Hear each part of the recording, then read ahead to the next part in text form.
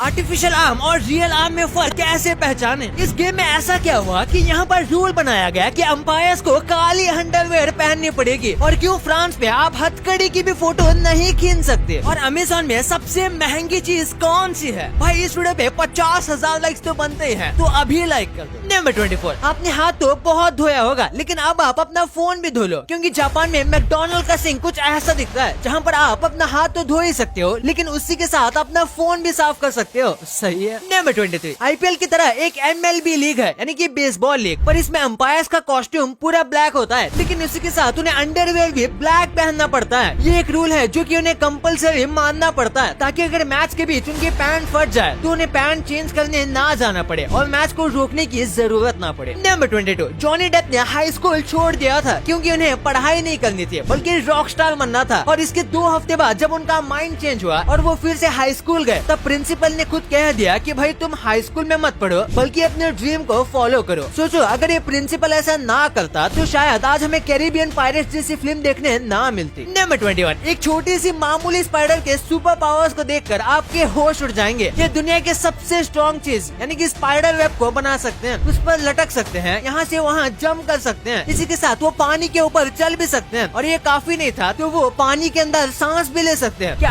आपको भी स्पाइडर बनना है? कमेंट्स में जरूर बताना। Number 20, famous actor Elizabeth Taylor की लास्ट विश थी कि उनके फ्यूनरल को 15 मिनट लेट शुरू किया जाए, यानी कि फ्यूनरल चालू होने के बाद 15 मिनट के बाद उनकी डेड बॉडी को लाया जाए, क्योंकि वो खुद के ही फ्यूनरल में लेट जाना चाहती थी, और सच में ऐसा ही किया गया जब 2011 में उनकी डेथ हुई थी। सीरियसली भाई इन्होंने मरने के बाद भी कॉमेडी करने का सोचा। नंबर 2, एक सेकंड, मैंने ये देखा कि हमारे व्यूअर्स में से बस 30% लोग सब्सक्राइब किए हुए हैं, तो क्या कर रहे हो यार? चैनल को अभी सब्सक्राइब कर दो, और याद है ना हमें 3 मिलियन सब्सक्राइबर्स अक्टूबर से पहले करने हैं। नंबर 19, एक बार जरा इस घड़ी को देखो, इसके ऊपर मौत का टाइम लिखा हुआ है। दरअसल ये घड़ी हिरोशिमा में मिली थी, और यहाँ पर 8:15 बजे हुए हैं। वो एग्जैक्ट यही टाइम था जब हिरोशिमा पर बम ब्लास्ट हुआ था, और तभी उस इम्पैक्ट से ये घड़ी रुक गई। नंबर 18, हर जगह पर कहा जाता है कि प्लेट में जितना खाना है उसे फिनिश करना चाहिए, यानी कि कुछ भी वेस्ट नहीं करना चाहिए, लेकिन चाइना में पूरा का पूरा खाना खत्म करना एक रूड हैबिट मानी जाती है, यानी कि आपको बर्तन या फिर खुद की प्लेट में थोड़ा खाना बचाना चाहिए, वरना वो लोग समझेंगे कि आप रूड हो। नंबर 17, एंशिएंट में औरतों के साथ मर्द भी लिपस्टिक लगाया करते थे, क्योंकि तभी माना जाता था कि लिपस्टिक बस रिच लोग लगा सकते हैं, यानी कि बड़े स्टेटस वाले लोग, और इसीलिए अपने स्टेटस को दिखाने के लिए मेल और फीमेल दोनों लिपस्टिक लगाते थे। नंबर 16, इंडिया में रहकर तो आपने कई सारे रेलवे स्टेशन देखे होंगे, लेकिन क्या कभी आपने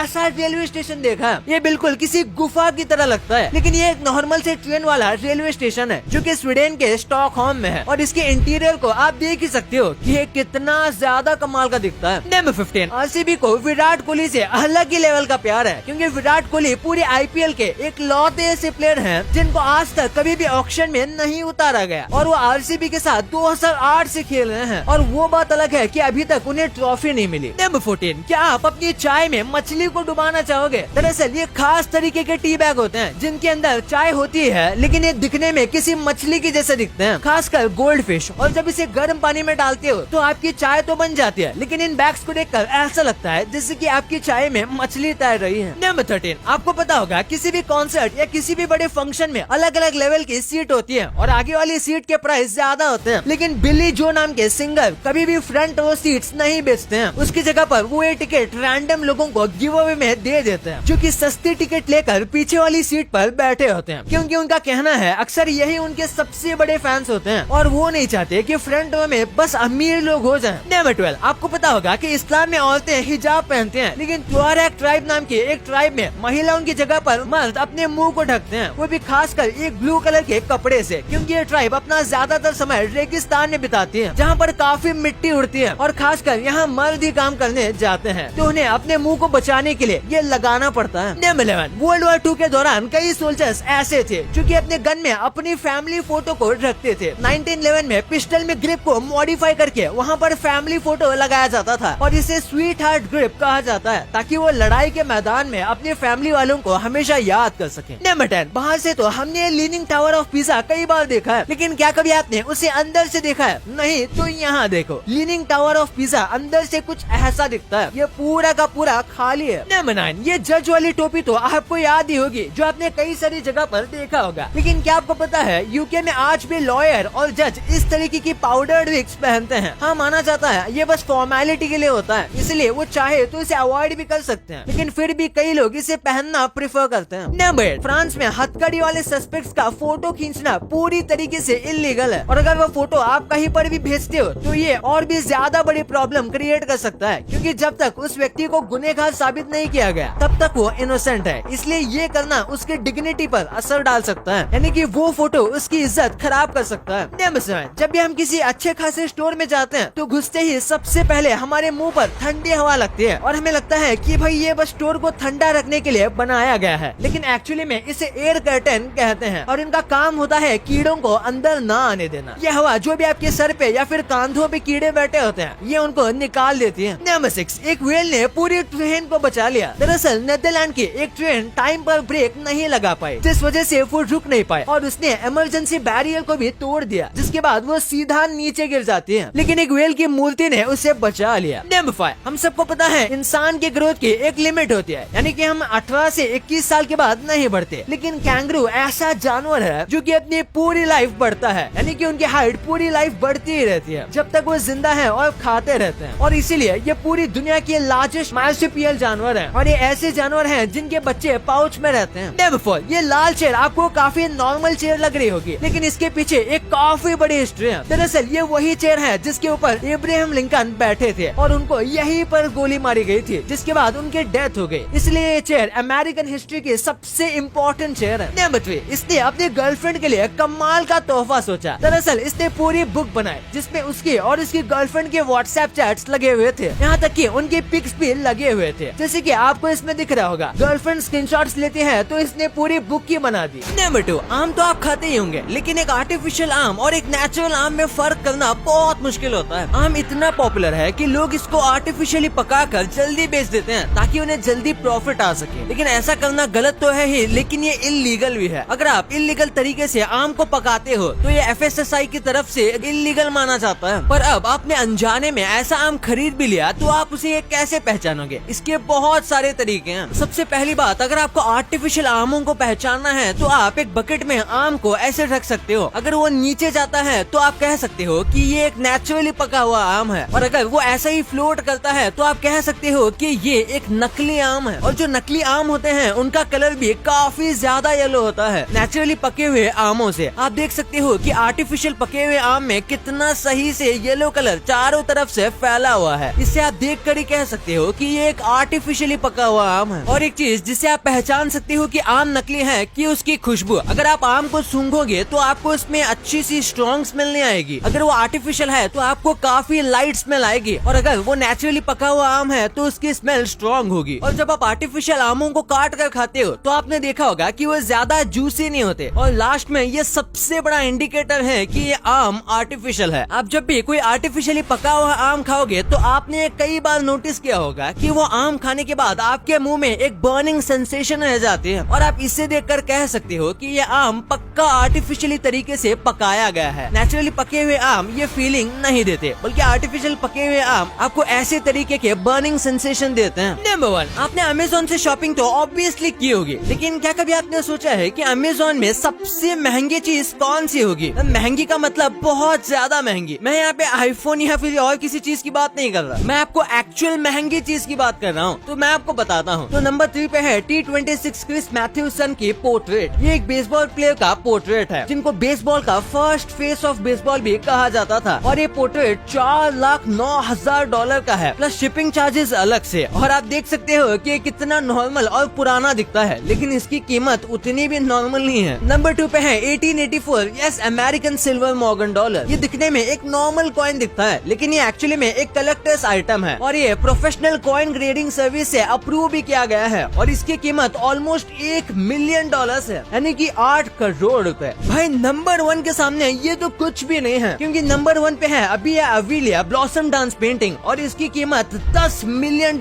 है। जी हाँ, 10 मिलियन। और ये देखने में कुछ ऐसी दिखती है, किसी भी दूसरी महंगी पेंटिंग की तरह। और ये पेंटिंग फेमस पेंटर अबिया अविलिया के द्वारा पेंट की गई थी, और इसके पीछे कई मिस्टीरियस बैक स्टोरीज भी है जो कि हमें भी नहीं पता। लेकिन ये सब चीजें आपको अमेज़न पर मिलने ही नहीं वाली। मतलब अमेज़न का मतलब इंडिया के अमेज़न पर नहीं मिलने वाली, बल्कि आपको ये US के अमेज़न में मिल जाएंगे। अगर आप ऐसे ही इंडिया के अमेज़न में ये सर्च करोगे तो आपको ये चीजें नहीं दिखेगी। भाई ये तो आपने जान लिया, पर क्या आपने नोटिस किया कि ये बचपन की चीजें आना बंद क्यों हो गई, और क्यों जापान के स्कूल्स पे रोने के लिए अलग से रूम्स बनाए जा रहे हैं, और दुबई में ऐसी क्या बारिश होती है जिसे होने से पहले उसे लाउड स्पीकर पर अनाउंस किया जाता है। भाई इस वीडियो को अभी दबाओ, बहुत मजा मिलने वाला है। और अभी तक इस वाली वीडियो को लाइक नहीं किया तो इसे लाइक जरूर कर देना, और अभी तक चैनल को सब्सक्राइब नहीं किया तो उसे भी कर देना। मिलते हैं अगले वीडियो में, तब तक के लिए बाय।